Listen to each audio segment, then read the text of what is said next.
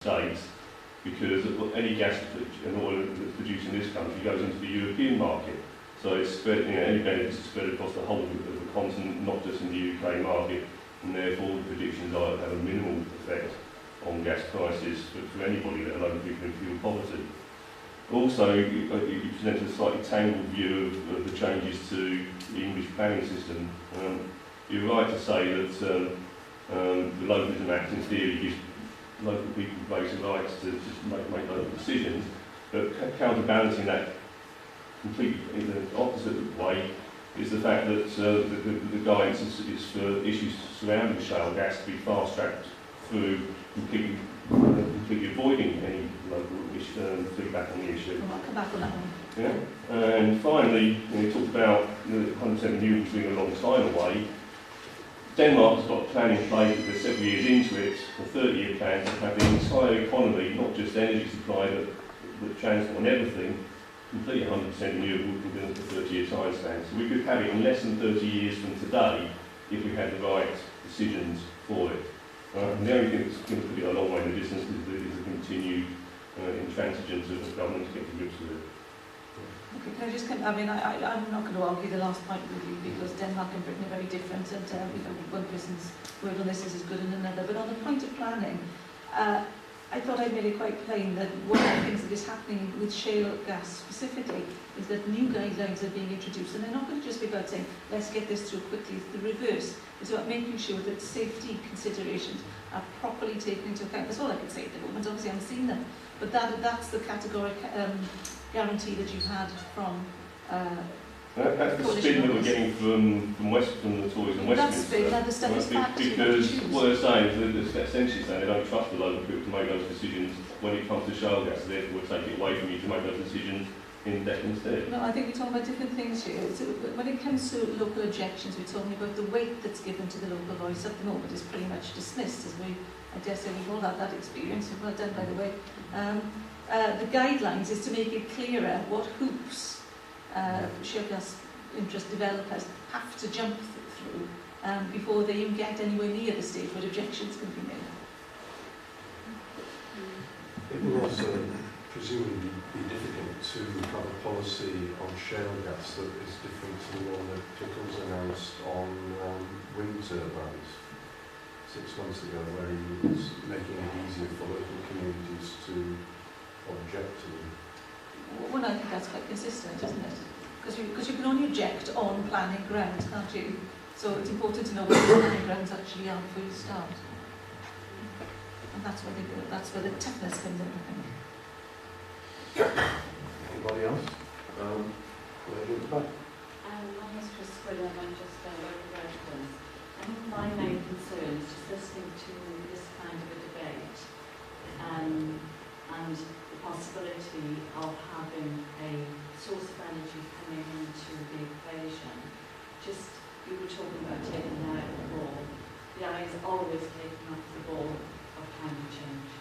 And that can just be shelved a bit further, because we're talking about delayed gratification. We won't necessarily have to deal with the consequences. We need to answer to an electorate now. So it is always that the actual global needs are not put at the forefront.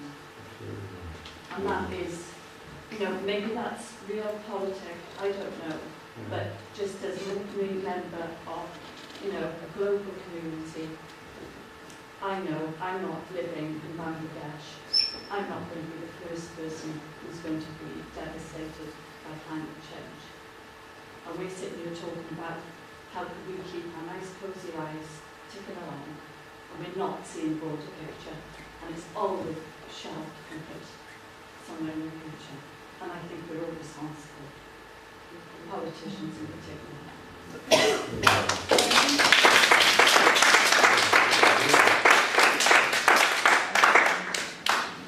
May I just ask that you take a question from young Jack there in the green, because he was putting his hand up and down when Gareth was on, fault. and he's got to clear up this mess, his generation.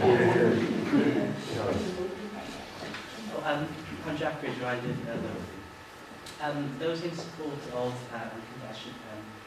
unconventional gas extraction, I like to point to America as sort of the golden egg. But as we know, obviously, America is very different from this country and Wales in particular. They like to point to well, safety, which isn't in America, but America is very sparsely populated, and a lot of drilling rigs are located far away from towns, maybe in the middle of deserts, but that's not the case in Wales, and as you hear, many of the licences were granted for South Wales, which is the most densely populated part of the country. So we're looking at the prospect of having rigs maybe a few hundred metres from residential locations. So the issue there is we just can't compare the two when talking about fracking. And that's one of the reasons why we're a bit more sceptical this side of the Severn Bridge when it comes to the Welsh Conservatives, because I mean, there are perhaps slightly better examples in Australia of safer fracking, if you like, than in America. But actually, we think that the picture is incomplete, and we will attempt to have a look at this properly. So, you know, we're on the same sort of page here about why we're a bit worried.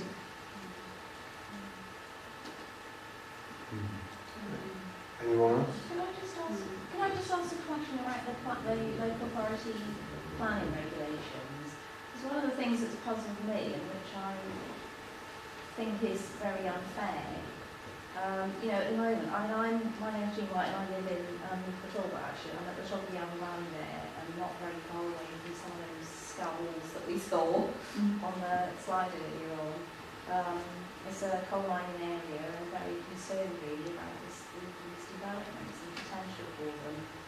But one of the things that bothers me is if the onus for checking, because if you've got the regulations in place, they're not going to be any good unless somebody's actually checking with any activity that's going on, that they are sticking to the regulations. And that's going to be really difficult, because if they're going on underground, they're not going to be that easy to see whether they're using the right, you know, combinations of chemicals and all the rest of it. But isn't that also then placing a huge burden on the local authority? Because at the moment, local authorities are in a terrible state.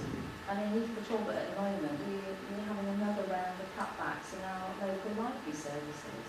So it makes me really cross actually that it's the companies that think they're going to come in and, you know, they're going to make the profits. They're private companies. It's not that it's us as a nation who are doing this for ourselves.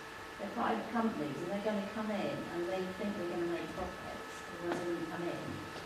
And my local authority are going to be running around checking on whether they do what they've been told to do. And it just doesn't seem right to me. The company should bear the cost of all this, and they should bear the burden of it. They should bear the cost of all the exploration and testing that has to be done before they move in, and the recommendations that have come out from numerous inquiries that have gone on recently. And I never see anything written down anywhere that is what is going to happen. Oh, right. I think it's a very important subject here, which is that of enforcement. And it's something that Gareth alluded to very briefly, and he mentioned National Natural Resources Wales, which is a fairly new body that incorporates, amongst others, the Old Environment Agency. And the responsibility for monitoring and policing, if you like, even now, power stations, for example, that might be putting out emissions that are above what they're licensed to put out, is a matter for them. But I think he did raise the point that does even this new body have the expertise to accurately police what is, for us in Wales anyway, a new piece of technology. And perhaps that's another reason why a little bit more delay needs to be built into this enthusiasm, to see what kind of level of expertise is actually out there. It's not quite so it's a burden on the local authority. You would like to think that they're responsible for enforcing all planning conditions, which I think generically across all councils is always a bit of a problem. But for something of this status and nature, it would be this new body that would be responsible. Can I just add a point to the young guy's point over there, which was actually an excellent point, and thank you for making it. The close proximity to residencies is one that particularly troubled us as well, that there is an all-night flare from each of these sites that shines all night. The proposal for application was for 24-hour trucks up and down with water. so that you've got the constant noise, and the light situation, that has to have illumination of some point, which if it's coming off a mountain area to the residences immediately below, comes straight in at the residence level.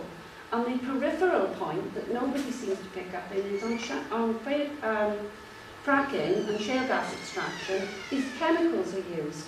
And if this is to be on our mountain areas, which are difficult to access, the incidences of fires on the mountains in the summer is excessive. This is close to communities, you're storing chemicals, and we have not got, we've usually got part-time fire services that take up to 2 hours to get to one of these sites that are ablaze on the mountain. So there are outside considerations that really need to be thought about before you go ahead with this. And none of them seem to be getting any airspace or any discussion, which are really, really essential for those close communities, which are intensely populated. Well, the points you make reinforce the position that we would take, is that new guidance is needed specifically for this. We can't just keep relying on old planning guidance that goes back several years now. I can't remember how far back it goes. But it's out of date. When it was drafted, it didn't conceive that this kind of work would be going on. So we definitely need the update on that. And those are points that bizarrely can all be dealt with by planning guidance as it goes. So it's a perfect opportunity as far as I'm concerned. I think we go shortly. I can sneak one more in quickly, but I can run out if you have to. Go on. I was just going to ask this. 2 years ago, do you remember Suzy got involved in trying to get PVs on household roofs, PV panels, solar panels, and there was the feed-in tariff mechanism, which was a way of helping to pay for a community sector to purchase the panels for the members of